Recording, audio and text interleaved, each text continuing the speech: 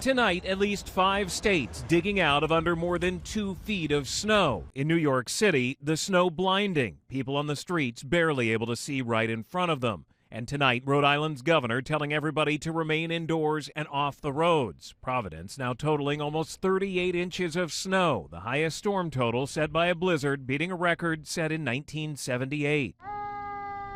Providence breaking records with more than 32 inches of snow. We will reassess the conditions in the morning. Rhode Island Energy warns it will take days to get the power back on. It could be Thursday before some have electricity again. I don't know if you can even see me. The wind is brutal.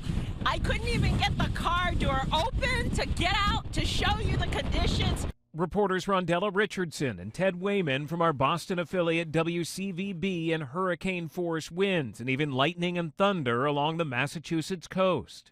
Thunder snow just happened again live. It's a fascinating occurrence. The sky turns into this majestic purple as we have heavy winds and thunder snow happening at this hour.